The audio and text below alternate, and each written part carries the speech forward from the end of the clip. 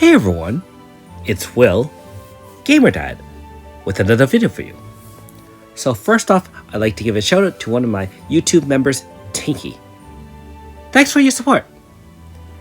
Now, in today's farming results video, of course, not only am I sharing what I've gotten over the last little while, which is about a month or so, I do want to share, as usual, my thoughts and musings about the game state in general. Now, if you haven't already, make sure you like and subscribe to my channel. I really appreciate it. I also do have a Patreon account for those who want to support me this way.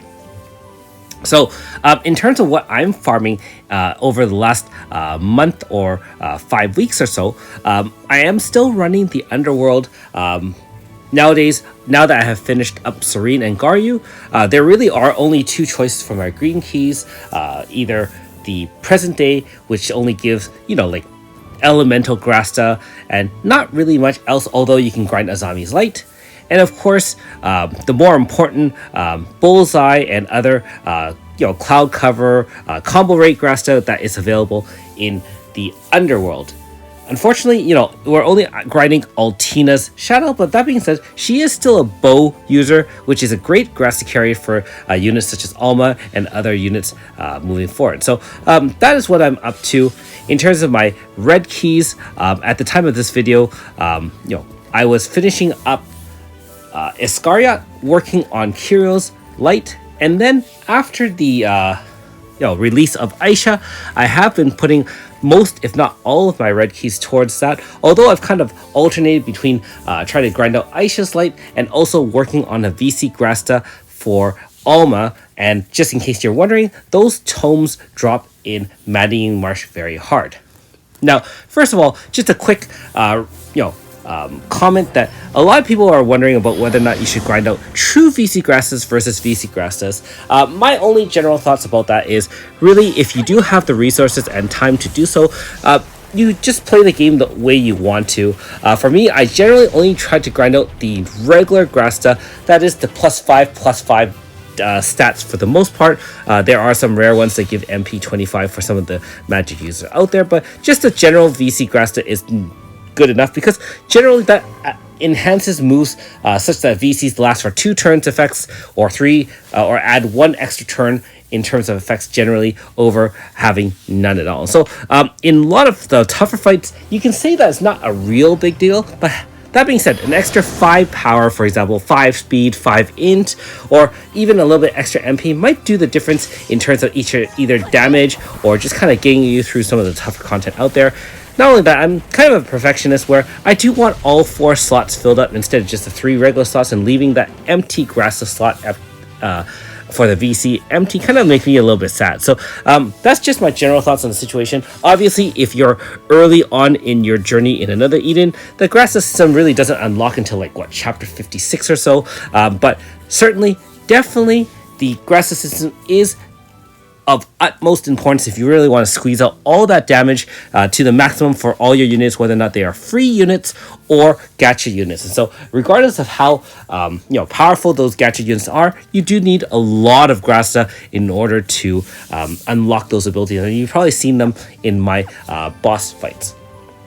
Now, on the other hand, some thoughts I've had as I created this video are 2 things. First of all, I would like to reflect upon one specific mistake I've made in a recommendation for a Should You Summon in the past. I won't say a true mistake, but still, upon further review, the information I had at the time certainly wasn't, I made a different recommendation than I would have, and I want to share that with you. And also, some of my thoughts about the upcoming units in Japan as well, being that most of us do follow the subreddit, probably follow, even if you're in Discord, and you probably follow some of the goings on there as well. So first off, you're probably wondering, so Will, what did you make a mistake on in your past Should You Summons? And I will say the most recent one I think I did would be Orlea.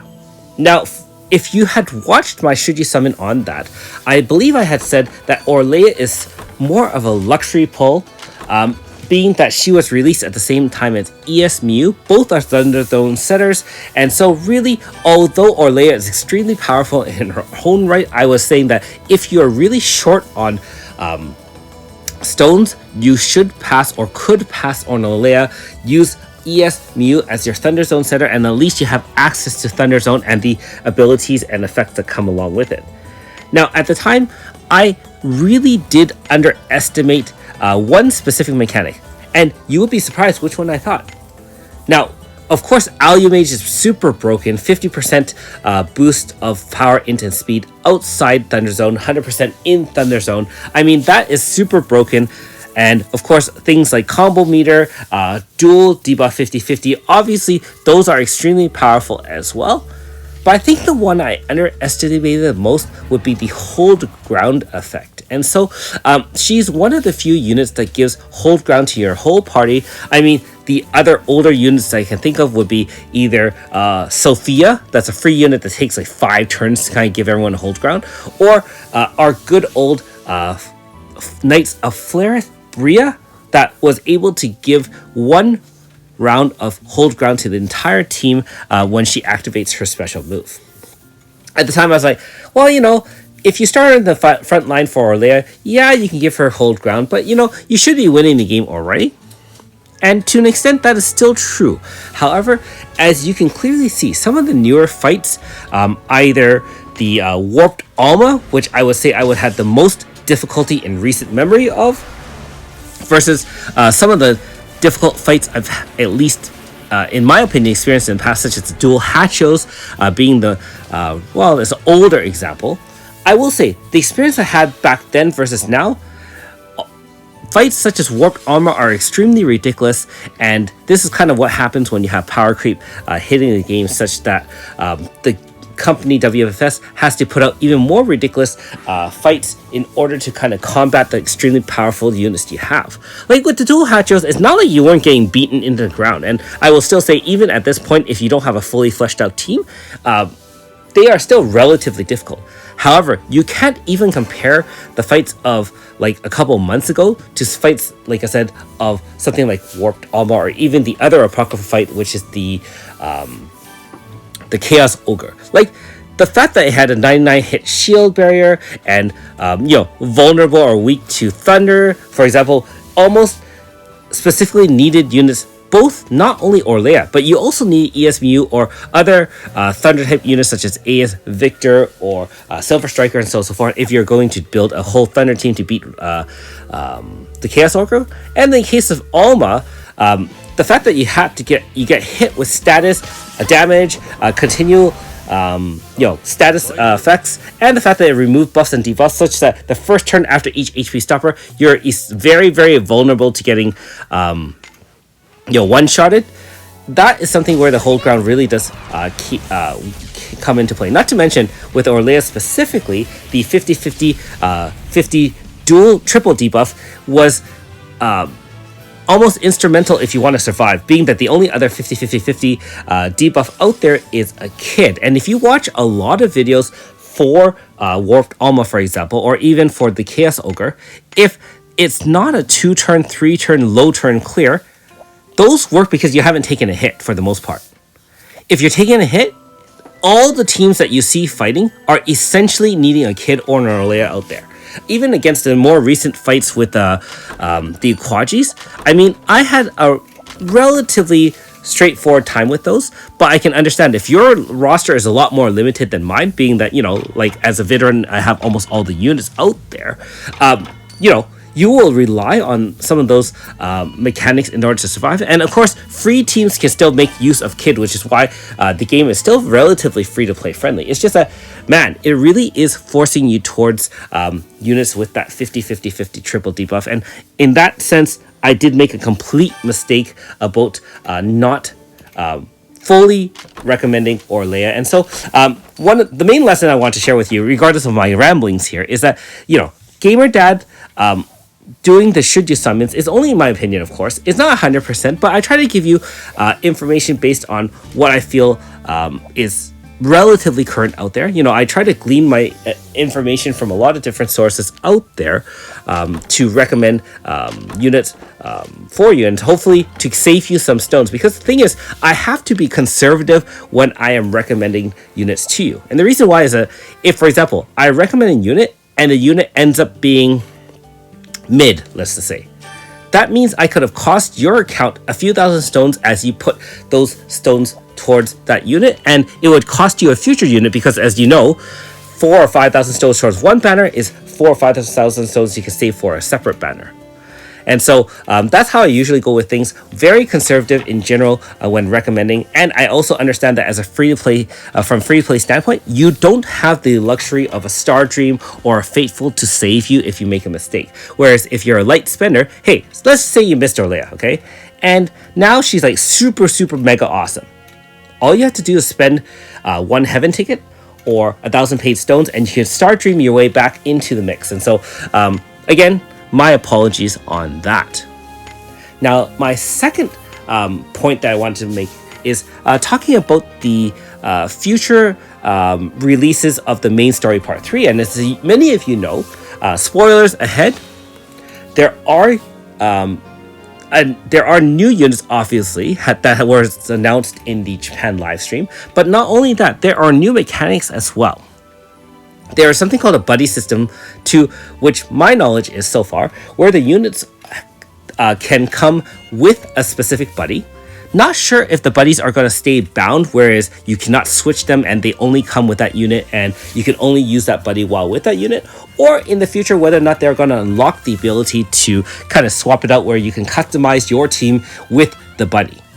Now, in the first example, obviously, if it comes bound where the unit can only be used with the buddy, then when you are summoning in the future, and I will take this into account as well, you're not only summoning for the unit itself, the 5-star, you're also considering the abilities of the unit in conjunction with the buddy, which is a different level of power creep altogether. Because if you think about it, not to say a buddy is a second unit, but if you're getting one unit plus an additional benefit that other units may not have, that is pretty crazy and may actually take precedence in summoning regardless of what the main unit does. And not to say that Monarcha, which is the newest unit out there, is no laughing matter. She is extremely powerful in her own right, from what I understand, with high damage mods, with the ability to really wreak havoc on the battlefield. Not to mention, of course, the buddy, which has things like heal and other things like that. So yeah, that is very, very interesting, and we will have to just see how that evolves in the future. Of course, being that we are in global, we still have the advantage of being about 3 months out from Japan. And so obviously in the future, if we have more buddies being released and seeing the evolution of the mechanics behind those, then hopefully we can make a decision before the Monarcha banner comes out, because by that time, we really have to make a decision, yes or no. Now, as a side point, a lot of the units that have been coming out are extremely broken. We already see units such as Monarcha, which is the newest unit, of course. We have seen Alma, we have seen AS Yifa, AS Radish, which, by the way, is super broken, and I'm looking forward to eventually side grading her. Still only at 2 Flare Knights. Juno, I'm actually at 3. Ultra Xion, we already know is super crazy broken, and I do have him finally. And of course, the Orleas and Almas, we've already seen them in action as well. Now, the other thing is that we have already seen from the live stream in Japan that there are some ASs out there. AS Flamelopus is coming, not to mention units like AS Hina and AS Garam. And I don't know about those other two, but AS Flamelopus, man, that caught me off guard. Not really sure why she needs an AS. She's already extremely like a scam unit in her own right. Again, I know that that's probably related to storyline. For those who don't have Flamelopus, she does have a certain bloodline which probably is related to the main story, which I won't spoil here, but if you do have her, you know what I'm talking about. And so obviously, being that she will have some kind of tie-in, maybe they're going to give her an AS for that reason. But that being said, wow, it's speaking that you can see that out there, the importance of continue to be vigilant in saving and spending your stones is of utmost importance, which is why I was saying, reflecting upon my potentially passing on, like, say, Orlea, or say even like, if you had passed on units such as Alma. Remember that Crystal Zone was still very, very new at the time that it came out, and so you had to think, should we summon, should we not? And that's the whole point of a lot of those thoughts and processes as we are thinking about what stones to and units and banners to go for, because hey, we don't know the future. We don't know if the mechanic that one unit has will become extremely important in the future. Like, for example, like I said, the Orlea hold ground was not something that I would think was that important, but obviously her in conjunction with her preemptive zone setting, and obviously the dual debuff and so on and so forth, became a lot more important than what I would have thought before. Moving forward, it will be the same thing, right? We don't know if Monarcha is going to be awesome, or she's going to be able to be covered in terms of abilities by other types of units, such as the existing free units like Kid, or even in the future, whether Flamelopus will even be more powerful than the other magic units out there. Of course, we assume that's the case, but it only goes to show that as long as you have, hopefully, a relatively diverse roster and are relatively thrifty in spending stones, you will have the opportunity, regardless of if you decide to pass on one unit or not, whether or not you're free to play or not, whether or not you're a heavy spender or not. Passing or not passing on a banner doesn't even ruin the game, right? One unit that you have or don't have shouldn't ruin the game. For those who missed on Flamelopus, and there were quite a few out there, including my kids, I don't think any of them have Flamelopus, for example. Now you have a second shot at getting Flamelopus. And so, that is great news for those who don't have Flamelopus.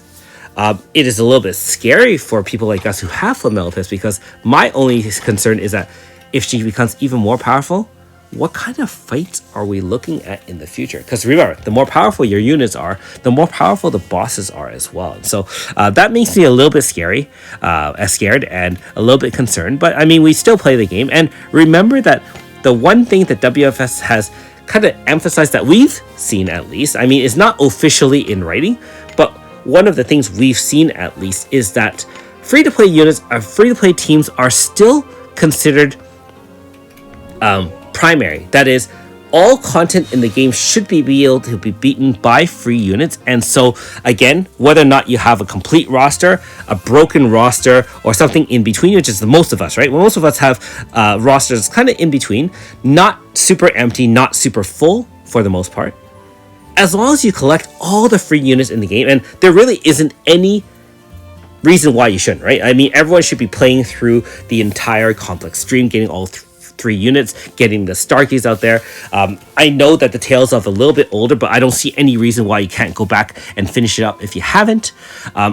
For the only free unit you really shouldn't be having is maybe a unit such as Levia or Levia AS. That's the only unit I would say that there's an excuse not to get. Even the Serenes, Garyus, and Azamis, you can argue that they're not the greatest out there. I would argue that Azami and Azami AS are great free units. Garyu True Manifest is a great unit. Like, you can use it in a team with gacha characters, and it will enhance your team and potentially help you survive the game. I mean, Garyu, if you've seen him in action, especially if you can grind out his shadow to 255, he blows any unit that is able to be damaged by fire magic out of the water. And for example, even with Azami normal style True Manifest, the fact that she applies 60% power debuff can help you survive almost any fight in the game, as long as you kind of mitigate with things like type shield, zones, or other things like that. So, some people don't think the free units are that great. I would argue that that is of utmost importance for you to gather as many free units as you can, especially if you're new to the game and you don't have enough stones. And once you get there, you can slowly build your Grasta system. You can slowly save your stones. There really isn't regret where you're like, oh no, I've missed out on a unit. And even if you missed out, hey, they can always AS that unit and you'll have a second chance to, or they'll have an anniversary banner and you'll have a second chance to, or they'll have a catch-up banner and you'll have a chance to summon on those. I mean, there are many, many ways by which those units, you can get spooked by an off-banner pull. I mean, unless you're not pulling anything in the game, units will eventually come to you one way or another. One other argument is that I've seen people say, oh, I haven't gotten anything in 10k, I'm going to quit the game, or I haven't had a featured unit for 10k, I'm going to quit the game. And I get that frustration. But unless the whole point of the game is only to summon and only to get the new units, if the point of the game for you is to play through the content, free units and some gacha characters will be more than enough, unless you're a purist, in which case all free units is more than enough. If you want to collect all the units game, I'm going to be honest with you.